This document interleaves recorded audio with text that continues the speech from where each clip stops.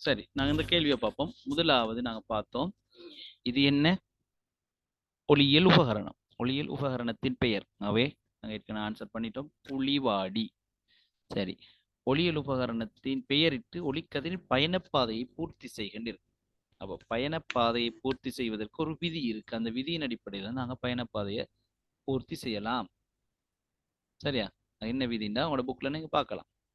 அது தலைமையச்சுடன் ஒரு குறித்த கோணத்தில் சாய்வாக வரும் கதிர்கள் அக்கோணத்திற்கு சமமான ஒரு கோணத்தில் தெரிக்கின்றன. படுகதிர், படுகின்ற கதிர், படுகதிர், அந்த படுகதிர் என்ன கோணத்தில் படுகிறதோ அதே கோணத்துல தான் அதுல தெரிகதிரும் செல்லும். சரியா? படுகதிர் என்ன கோணத்தில் படுகிறதோ அதே கோணத்தில் தான் தெரிகதிரும் செல்லும். சரியா பிள்ளைகள்? அப்ப இங்க பாருங்க, தலைமை அச்சில் படுகதிர் படுகுது. இந்த படுகதிர், படுகின்ற கதிர், இந்த அம்புக்குறி கட்டாயம் ஒரு முறை. இந்த அம்புக்குறி இல்லாத ஆக்களுக்கு மார்க்ஸ் கொடுக்க இல்லை, 2 அல்லது 0 வரும் மார்க்ஸ். ஆகவே இந்த அம்புக்குறி போட்ட ஆக்களுக்கு தான் 2 கொடுத்தது, அம்புக்குறி போடாம இது எழுதின ஆக்களுக்கு 0 தான் கொடுத்தது. அப்ப நீங்க எவ்வளவு படிச்சு விளங்கிட்டு போய் அங்க அம்புக்குறி போடாம வந்தாலும் உங்களுக்கு மார்க்ஸ் இல்லாம போய்த்து. 2 என்பது 2 பிரிக்கும் போது 1. அப்ப 34 எடுத்த ஆளுக்கு 35 இல்லாம போகும், 74 எடுத்த ஆளுக்கு 75 இல்லாம போகும். சரியா? அப்ப அடுத்த நிலைமைக்கு நீங்க போக முடியாமல் போகும். நன்கு அவதானிச்சு கொள்ளணும். அம்புக்குறி போடு, அம்புக்குறி திசை படுகின்ற கதிர். அப்ப ஆடியை நோக்கி வர வேண்டும், தெரிக்கின்ற கதிர். இப்ப ஐயும் ஆறும் இந்த இடத்துல சமன். சரியா? தலைமையச்சுன்னு ஒரு குறித்த கோணத்தில் வரும் சாய்வாக வரும் கதிர்கள் அக்கோணத்திற்கு சமமான ஒரு கோணத்தில் வரும் கோணமும் செல்லும் கோணமும் இந்த இடத்துல சமனாக காணப்பட வேண்டும். அதன் அடிப்படையில தான் நாங்க இதை எழுதணும். சரியா? அப்ப இங்க இருந்து இங்க வரும்.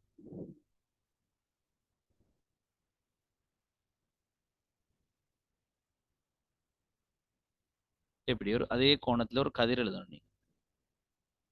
சரியா பிள்ளை? அதுல இப்படி ஒரு அம்புக்குறியும் குறிக்கணும். இப்படி குறிச்சிருந்தா சரி. நடுவுல புள்ளி புள்ளியா போற கோடுக்கு தான் தலைமையச்சுன்னு சொல்றேன். சரி, இங்கு ஒளிக்கதிரின் தோற்ற பயணப்பாதை மாற்றமடையும் தோற்றப்பாட்டுக்கான பெயர் என்ன? சொல்லுங்க பாப்போம். தோற்றப்பாடு ஒளி தெரிப்பா ஒளி முறிவா?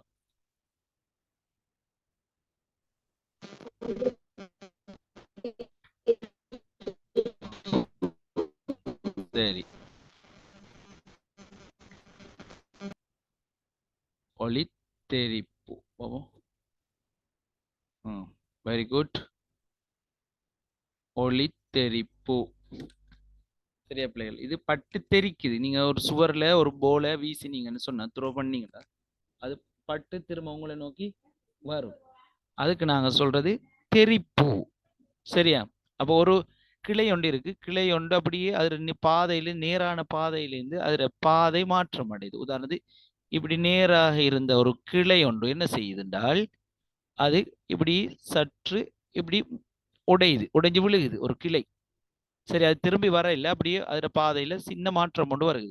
அதுக்கு நாங்க சொல்றோம் முறிவடையுது, முறிவுன்னு சொல்லி. அப்ப அதே பாதையில அதே திசையில செல்லுமாக இருந்தால் சரியா அது முறிவுன்னு சொல்லுவோம். ஆனால் எங்களை நோக்கி அதே ஊடகத்தை நோக்கி மீண்டும் வருமாக இருந்தால் நாங்க ஒளி ஒளி தெரிப்புன்னு சொல்லுவோம். அப்போ ஒளி முறிவு, ஒளி தெரிப்பு, ரெண்டுக்கு வித்தியாசத்தை நீங்க அழகா விளங்கி கொள்ளணும். சரியா பிள்ளைகள்? அப்ப நாங்க அடுத்த கேள்விக்கு செல்வோம். இலங்கையின் வீடுகளுக்கு 50 ஹெர்ட்ஸ் மீட்டரினுடைய ஆடலோட்ட மின் விநியோகிக்கப்படுகிறது. இது இந்த முறை ஒரு மாகாண பேப்பர்ல வந்த கேள்வி. ஆடலோட்ட மின் விநியோகிக்கப்படுகிறது. ஆடலோட்ட மின்னோட்டம் என்றால் என்ன? ஆடலோட்ட மின், நேரோட்ட மின், 2 இருக்கு. நேரோட்டம், ஆடலோட்டம். அதாவது நேரோட்டம் என்றால் நேரத்துடன் மின்னோட்டத்தின் திசை மாறாமல் செல்லுமாக இருந்தால், மின்னோட்டத்தின் திசை, இங்கு திசை என்பது வடக்கு கிழக்கு தெற்கு மேற்கு எதுவும் இல்லை, நேர்திசை மறை திசை. சரியா? நேர்திசை மறை திசை தான் இருக்கு. மேல உள்ளது நேர்திசை, அதுக்கு அடுத்தபடியாக உள்ளது மறை திசை. இது நேர்திசை, இது மறை திசை. அப்ப நேரத்துடன் மின்னோட்டத்தின் திசை மாற்றமடையாக விட்டால் அது நேரோட்டம். சரியா?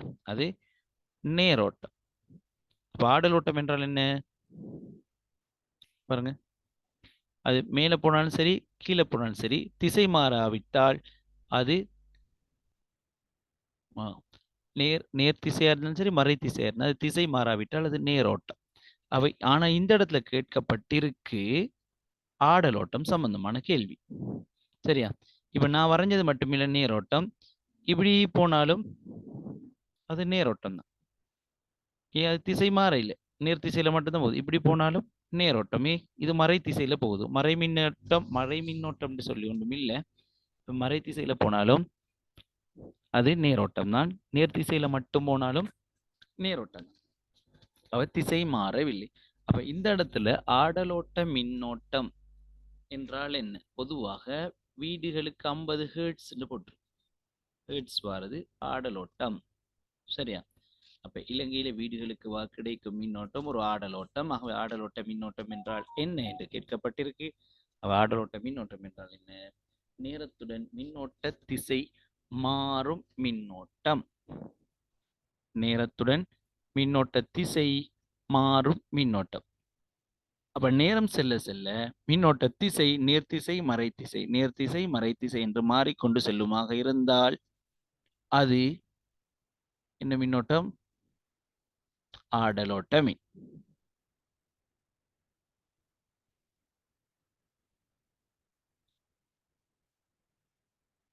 சரியா? இப்ப நேரத்துடன் மின்னோட்டம் பாருங்க, இதை வச்சு உங்களுக்கு முதலாங்களுக்கு விட்டு எழுதலாம். நேரத்துடன் மின்னோட்டம் மாறுபடும் விதத்தை பாருங்க, அருகையுள்ள அச்சுக்களில் வரைந்து காட்டுக. அப்ப நேர் திசையில எப்படியும் திரும்ப மறை திசையில நேர் திசையில மறை திசையில அது எந்த வடிவத்திலையும் வரையலாம். நீங்க இலத்திரனியல் பாடம் நிறைய ஸ்கூல்ல படிச்சு கொடுக்கல, அப்படி படிச்சிருந்தா அதுலயும் படிச்சிருப்பீங்க. இலத்திரனியல் சாதனங்கள் பொதுவாக நாங்க பாவிக்கிறது ஆடலோட்ட மின்ன நேரோட்டம் மாற்றுது. அதுக்கு சில இலத்திரனியல் துணை கூறுகளும் நாங்க பார்த்திருப்போம். இலத்திரனியல் துணை கூறுகள். அப்ப இவ்வாறான வரைபொண்டு நீங்க வரையணும். அல்லது இப்படி வரைஞ்சாலும் சரி, அது பிழை இல்லை. இந்த நேர் திசை திரும்ப மறை திசை உங்களோட புக்ல இருக்கு. மின்காந்த தூண்டல் ஒரு பாடம் இருக்கே, நேர் திசை மறை திசைக்கு வரைஞ்சிங்கன்றால் அதுவும் ஆடலோட்டம். அது அந்த வட்ட வடிவம் அலை வடிவம் போலே வரணும்னு சொல்லல, இப்படியே வரணும் இல்லை. அது நேர் திசை மறை திசை இரண்டிலும் வருமாக இருந்தால் அது ஆடலோட்டம். சரி, வீட்டு மின் சுற்றின் பிரதான கூறுகள் கீழே தரப்பட்டுள்ளன. அவற்றை இனங்கண்டு பெயரிடுக. அவற்றை இனங்கண்டு பெயரிடுக. முதலாவது, எல்லா வீட்லையும் இருக்கு, இது எமக்கு சொந்தம் இல்லை, இலங்கை மின்சார சபைக்கு சொந்தமானது. என்னது? மின்மானி. அப்ப இது மின்மானி. இங்க சோதனை பொத்தான் ஒன்று இருக்கு. முதலாவது மின்மானி, மீட்டர் பாக்ஸ்ன்னு சொல்லுவோம். மீட்டர் பாக்ஸுக்கு பக்கத்துல மின்சார சபைக்கு சொந்தமான இன்னொரு உபகரணம் இருக்கு. அது எங்களுக்கு சொந்தம் இல்லை. எங்களோட வீட்டில் உள்ள எங்களுக்கு சொந்தம் இல்லாத 2 உபகரணங்கள். ஒன்று மின்மானி, அடுத்தது என்ன சொல்லுங்க பாப்போம்.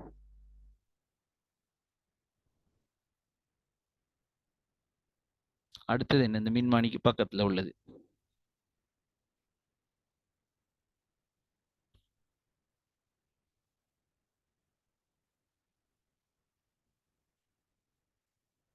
ஒரு ஆள் சேவையுருகி, இன்னொரு 2 பேர் இடர் ஆளி. சேவையுருகியா இடர் ஆளி உங்களோட வீட்டுக்கு வெளியே இருக்கு. இந்த மீட்டர் பாக்ஸுக்கு பக்கத்துல இன்னொன்று இருக்கு. ஃபர்ஸ்ட்டுக்கு அந்த அந்த உபகரணத்துக்கு வந்த பிறகுதான் மீட்டர் பாக்ஸுக்கு வரும்.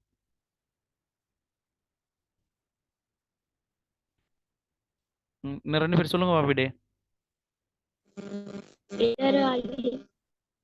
இடரு ஆளி அல்ல,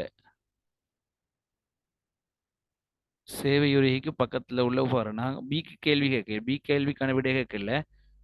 இந்த மின்மானிக்கு பக்கத்துல ஒரு உபகரணம் இருக்கும் வீட்டுல, அந்த உபகரணத்துல பேர் என்னன்னு கேட்டேன். முதலாக வீட்டுக்கு மின் வருவது அதுக்கு தான், அந்த உபகரணத்துக்கு.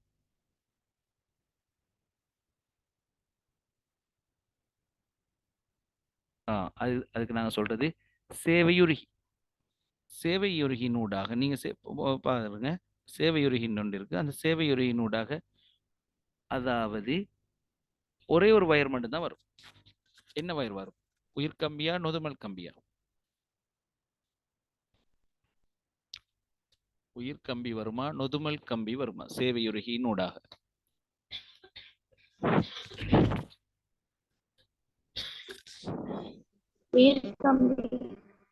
ஆம், வெரி குட். உயிர் கம்பி வரும்.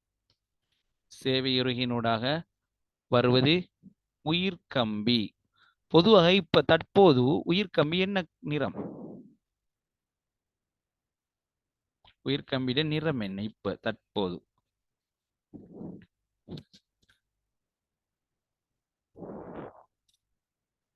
தற்போதைய எங்களுடைய வீட்டு மின் சுற்றுகள்ல உயிர் கம்பி பொதுவாக கபில நிறமும் நொதுமல் கம்பி நீல நிறமும். உங்களோட புக்ல நீங்க 48ஆம் பக்கம் பார்க்கலாம். சரியா? உயிர் கம்பி கபில நிறம், ப்ரௌன் கலர். ஓகே.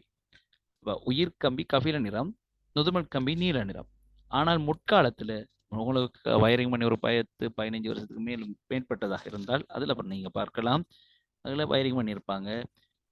சிவப்பு கருப்பு, சிவப்பு உயிர் கம்பியாகவும் கருப்பு நொதுமல் கம்பியாகவும், அதாவது நியூட்ரல் வயர். அதே போல தற்காலத்துல பிரவுன் கலரும் நீல கலரும் தான் பொதுவாக வயர்கள்ல வரும். அப்ப நீங்க வீட்டு மின் சுற்றுல பார்த்தால் பொதுவாக சரியாக அதை தொடுத்திருப்பாங்க இருந்தால் இதனூடாக பிரவுன் வயர் வரணும், இப்படி வரணும்.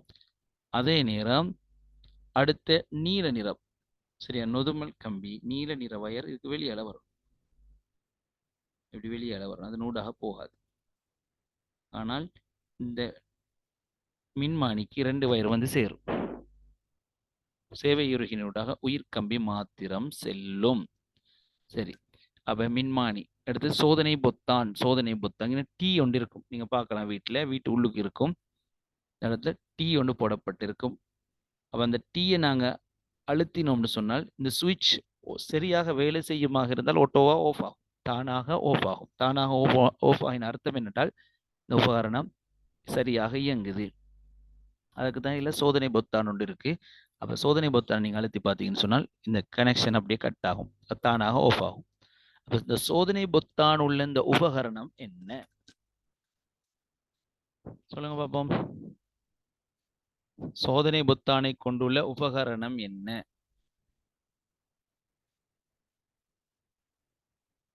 சோதனை பொத்தான் மஞ்சள் நிறம் கருப்பு நிறங்கள் போன்றதுல வரும். இப்படி படத்தை தந்து கேள்வி கேட்காம உங்களுக்கு இப்படி கேட்கலாம். சோதனை பொத்தானை கொண்ட வீட்டு மின் சுற்றில் காணப்படும் பிரதான கூறு எது? சரி, 2 பேர் விட அனுப்பியிருக்கீங்க. ஸ்ராஜ், இடரு ஆளி, தடக்கு ஆளி, இது 2 பேர். அடுத்த அனிகா, அடுத்த விட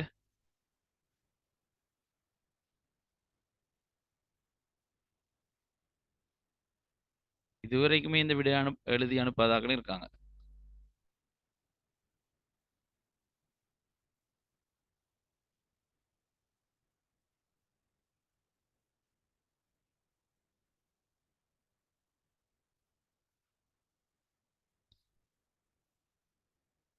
சரி, அடுத்த விட சோதனை பொத்தானை கொண்ட மின் உபகரணம் அல்லது இந்த உபகரணத்துக்கு கிட்டத்தட்ட 3-4 பேர் சொல்லலாம். இடரு ஆளி, அப்ப பி இடரு ஆளி அல்லது ட்ரிப் சுவிட்ச் நாங்க சொல்றது பேச்சு வழக்குல. எச்சமான மின் சுற்றுடை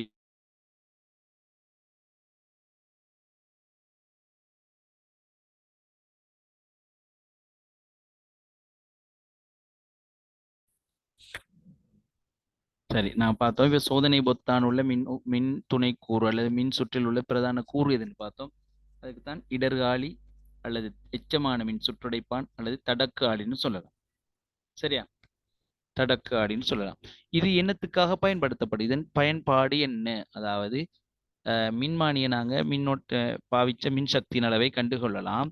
சோதனை பொத்தான் உள்ள இந்த மின் உபகரணம் இடரு ஆளி அல்லது தடக்கு ஆளி அல்லது எச்சமான மின் சுற்றுடைப்பான் அல்லது RCCB. இதன் பயன்பாடு மின் கசியும் போது அல்லது குறித்த அளவிலும் பார்க்க கூடுதலாக மின் பாயும் போது, கூடுதலாக கரண்ட் போகும்போது அல்லது மின் கசிவின் போது இடரு ஆளி தொழிற்படுவதன் மூலம் சுற்று தானாக மின் தொடுப்பகற்றப்படும். சரியா? தானாக கனெக்ஷன் கட் ஆகும். அப்போ ஒன்றாவது சந்தர்ப்பம் மின் கசியும் போது, அடுத்தது குறித்த அளவிலும் பார்க்க கூடுதலாக மின் பாயும் போது, கூடுதலாக கரண்ட் ஓடும்போது. அதே போல இன்னொரு விஷயம் இருக்கு. அதாவது வீட்டில் ஒரு ஆளுக்கு கரண்ட் படுகுது, ஏதாவது ஷார்ட் நடந்து கரண்ட் படுது. அதாவது வீட்டில் உள்ளவர்கள் மின் சாதனங்களை பயன்படுத்தும் போது ஏற்படக்கூடிய அந்த கரண்ட் படுறதுக்கு நாங்கள் சரியான பேர் மின் அதிர்ச்சி. அப்ப மின் அதிர்ச்சியிலிருந்து பாதுகாப்பதுடன் அதன் மூலம் மின் உபகரணங்களையும் பாதுகாக்கும். மின் அதிர்ச்சியிலிருந்து பாதுகாக்கும், மின் கசிவிலிருந்து பாதுகாக்கும், அதாவது மின் கசியும் போது பாதுகாக்கும், மின் அதிர்ச்சி ஏற்படும் போது பாதுகாக்கும். அதே நேரம் குறித்த அளவிலும் பார்க்க கூடுதலாக மின் பாயும் போதும் சுற்றை தானாகவே தொடுப்பகற்றும். அந்த வேலையை செய்வது இந்த சோதனை பொத்தான் உள்ள இடறு ஆளி. அடுத்து சின்ன சின்ன பகுதிகள் 3 தந்திருக்கு பாருங்க. இந்த சின்ன சின்ன பகுதிகள் 3, அந்த 3க்கு என்ன பேரு? இந்த மேல ஒரு நட், இந்த இப்படி ஒன்று இருக்கு, இப்படி 3 பகுதியில் இருக்கு. அந்த 3 பகுதிக்கு என்ன பேர் சொல்லுங்க பாப்போம். இந்த மாதிரி நிறைய இருக்கும் உங்களோட வீட்டு மின் சுற்றுல. நீங்க உங்களோட பரம்பல் பெட்டி அல்லது நுகர்வு அலகுல பார்க்கலாம். பரம்பல் பெட்டிக்குள்ள அதுக்கு என்ன பேர்?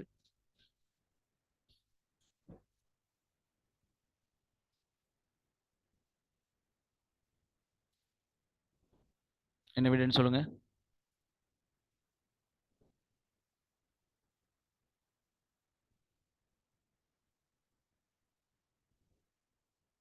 இல்மா, என்ன விட?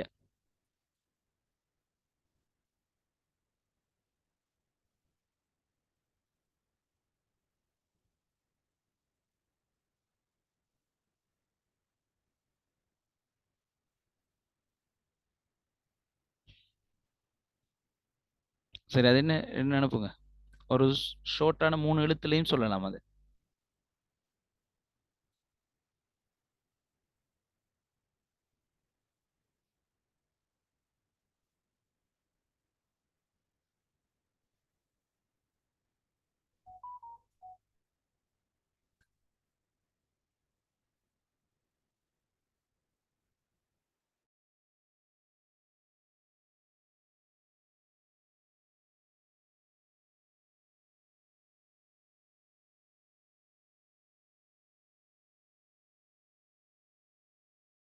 ஓகே சஃபியா. அடுத்தது ஓகே சரி. அடுத்தார்கள் எம்சிபி. ஓகே, எம்சிபி அல்லது சிறு சுற்றுடைப்பான். எம்சிபின்னு சொல்லுவோம் அல்லது சிறு சுற்றுடைப்பான்னு சொல்லுவோம். சரி, அப்ப இதுல அடுத்த கேள்விதான், மேலே துணைக்கூறு பியின் தொழிற்பாடு யாது? அது ஏற்கனவே சொல்லியாச்சு. அவை ஏ என்னது மின்மானி, பி என்னது இடறு ஆளி அல்லது தடக்கு ஆளி அல்லது எச்சமான மின் சுற்றுடைப்பான் அல்லது ஆர்சிசிபி, சி என்னது எம்சிபி, எம்சிபி அல்லது சிறு சுற்றுடைப்பான். மேலே துணைக்கூறு பியின் தொழிற்பாடு யாது? மின் கசிவு, மின் அதிர்ச்சி அல்லது மிகையோட்டம். அப்ப சுற்றினூடாக கூடுதலான மின்னோட்டம் செல்வதற்கு தான் நாங்கள் மிகையோட்டம் சொல்றோம். மிகையோட்டம் போன்ற சந்தர்ப்பங்களில் மின் துண்டிப்பை ஏற்படுத்தும். சரியா? மின் துண்டிப்பை ஏற்படுத்தும். சரி, இப்ப நாங்க அடுத்தது பார்ப்போம். தளவாடி ஒன்றின் முன்னுள்ள பொருள் ஒன்றிலிருந்து வரும் சில ஒளிக்கதிர்கள் தளவாடியில் படுவதனை படம் காட்டுகிறது. அதனை அவதானித்து அடுத்து வரும் வினாக்களுக்கு விடை தருக. அப்ப இந்த கேள்வி வரவே இல்லை எக்ஸாமுக்கு இது வரைக்கும். ஆனா இது 9ஆம் ஆண்டுல நீங்க படிச்சிருக்கீங்க. 9ஆம் ஆண்டுலயும் படிச்சிருக்கு, எங்க 11ஆம் ஆண்டுலயும் இருக்கு. சரியா? 9ஆம் ஆண்டுல இப்படி வரையறண்டு வரைஞ்சி படிச்சிருக்கீங்க. சரி, இப்ப நாங்க பார்ப்போம். படத்தில் தளவாடியின் துலக்கமான மேற்பரப்பை அடையும் ஒளிக்கதிரின் பயணப்பாதை மாற்றமடையும் தோற்றப்பாட்டை பெயரிடுக. ஏற்கனவே வந்த கேள்வி, ஏற்கனவே நாங்கள் விடை அளித்தோம். என்ன தோற்றப்பாடு? இப்படி பட்டு திரும்ப அதே ஊடகத்துக்கு திரும்ப செல்லுது, அதுக்கு என்ன பேரு?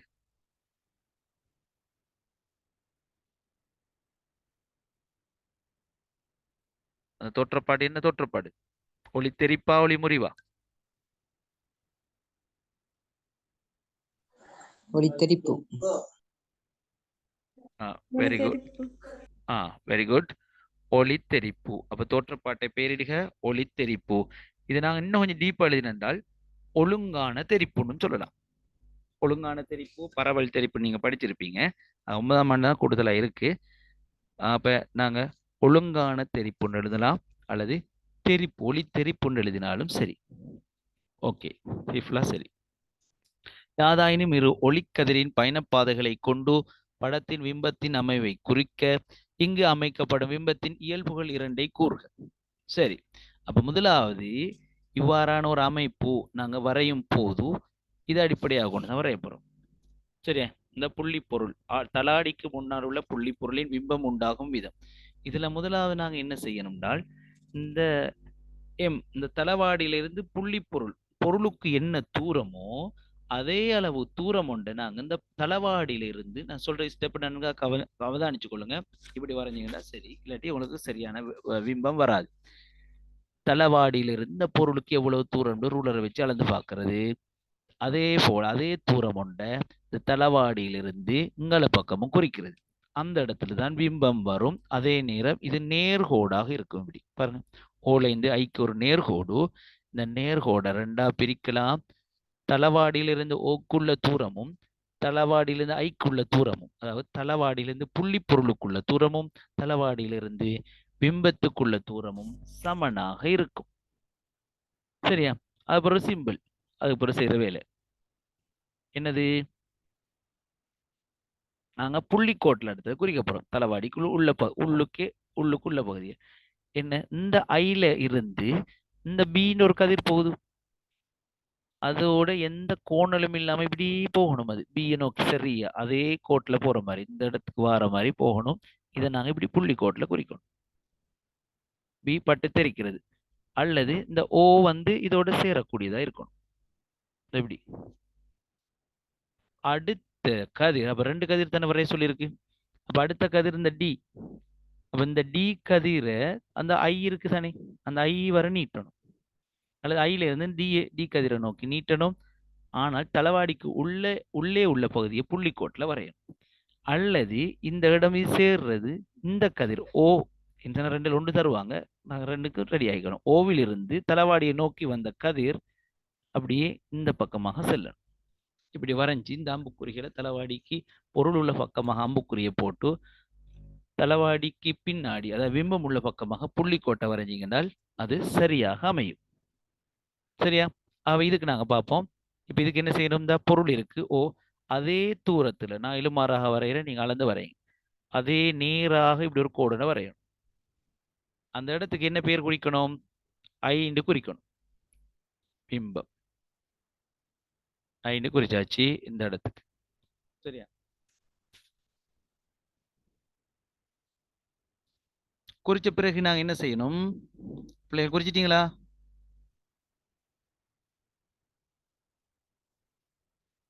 சரி, குறிச்ச பிறகு நீங்க என்ன செய்யணும், ஏதாவது 2 கதிர் பாருங்க, ஏதாயினும் இரு ஒளிக்கதிரின் பயணப்பாதைகளை கொண்டு படத்தில் பிம்பத்தின் அமைவை குறிக்க. அப்ப ஏதாவது 2 ஒளிக்கதிர். சரி, நான் எடுப்போம். நான் இப்ப கோட்ல வரையவே, நீங்க அதை புள்ளி கோட்ல வரையணுமே. சரி, இந்த கதிரை எடுப்போம். அப்ப இந்த இடத்துல படுகுது இந்த முதலாவது உள்ள கதிர். அது எங்க போகும், அப்ப இங்கே இருந்து இந்த கதிரோட ஜாயிண்ட் ஆகணும்.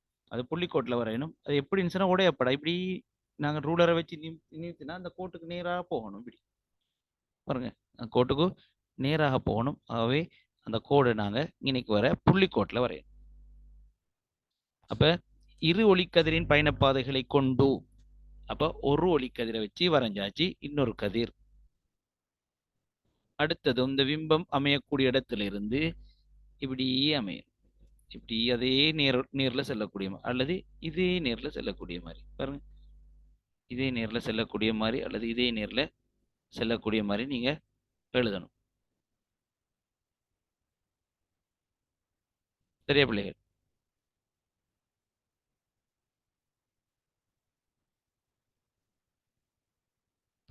சரி, அப்ப இதுல நான் அரைகிறேன். இது புள்ளிக்கோட்டில் இருக்கணும். ரூலரை வச்சா நேரா செல்லணும். சரியா? அப்ப பிம்பத்தை வரைஞ்சி நான் இந்த கதிரோட இணைச்சேன். அல்லது நீங்க பிம்பத்தை வரையாம அடுத்த ரிவர்ஸ்லயும் செய்யலாம். அது இங்க இருந்து இது அப்படியே நீட்டினீங்கன்னு சொன்னால், நீங்க சரியா வரைஞ்சிருந்தால் இங்க ஐலகம் சேரும். அது எந்த மாறவே மாறாது. சரியா? இந்த இடத்துல வரைஞ்சி இங்கால கொண்டு வந்து செய்யுங்கன்னா அது ஐலாம் சேரும். அப்ப சேர்ற இடம் தான் பிம்பம்.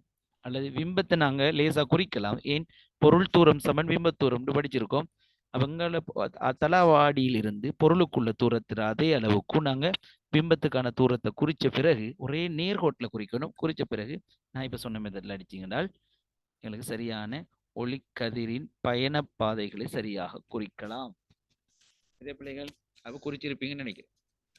இப்ப இங்கு அமைக்கப்படும் பிம்பத்தின் 2 இயல்புகள். பிம்பத்தின் இயல்புகள் ஏதாவது 2 இயல்பு நாங்கள் எழுதினால் சரி. அப்ப இதுல பாருங்க, உண்மையில் அப்ப இயல்புகள் என்ன? பிம்பத்தை திரையின் மீது பெற்றுக்கொள்ள முடியாது. அவை திரையின் மீது பெற்றுக்கொள்ள முடியாவிட்டால் முதலாவது இயல்பு மாய பிம்பம். முதலாவது பிம்பம் மாய பிம்பம். அடுத்தது பிம்பத்தின் இயல்புகள் பொருள் தூரம் சமன் பிம்பத் தூரம், அதையும் எழுதலாம். அடுத்தது பிம்பம் பொருளுக்கு சர்வ சமனாகும். எனினும் பிம்பமானது பக்க இடமாற்றம் அடைந்திருக்கும். அதாவது நீங்க கண்ணாடிக்கு முன்னுக்கு நின்று தளவாடிக்கு முன்னுக்கு நின்று வலது கையை தூக்கினால் கண்ணாடிக்குள்ள உள்ள உங்கள் பிம்பம் இடது கையை தூக்குவது மாதிரி வழங்கும். அதனாலதான் எம்பியூலன்ஸ்ல பேரெல்லாம் மாற்றி எழுதியிருக்கு. அதாவது பக்க இடமாற்றம், பக்க நேர்மாறல் இருப்பதனாலதான் எம்பியூலன்ஸ் இவ்வாறு பேர் எழுதியிருக்கு. அது எங்களுக்கு முன்னோ செல்லும் வாகனத்துக்கு இப்படி தெரியும், பக்க இடமாற்றம் அடைந்து.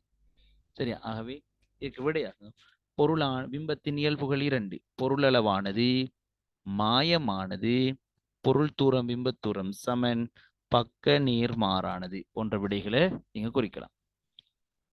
சரியா பிள்ளைகள்? பொருளளவானது, மாயமானது, பொருள் தூரம் பிம்பத் தூரம் சமன், அடுத்து பக்க நேர்மாறானது. அவை இந்த இதுல இருந்து நீங்க பாயிண்ட்ஸ்கள் எடுத்து எழுதி கொள்ளலாம். இவ்வாறு வரைய சொல்லி இது வரைக்கும் வரையில அவை இதையும் நன்றாக விளங்கிக் கொள்ளுங்க.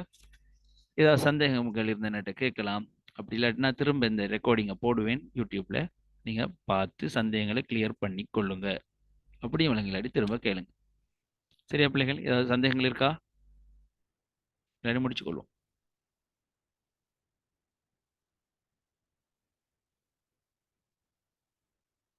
சரி, ஓகே. அப்போ இத்தோடு நாங்கள் இன்றைய கிளாஸை நிறைவு செய்து கொள்வோம். அடுத்த கிளாஸ் வருகின்ற செவ்வாய்க்கிழமை, அப்படிதானே? செவ்வாய்க்கிழமை இரவு 9 மணிக்கு சந்திப்போம். ஓகே, இத்தோடு நிறைவு செய்து கொள்கிறேன். அஸ்ஸலாமு அலைக்கும் வரஹ்மத்துல்லாஹி வபரகாத்துஹு. Good night.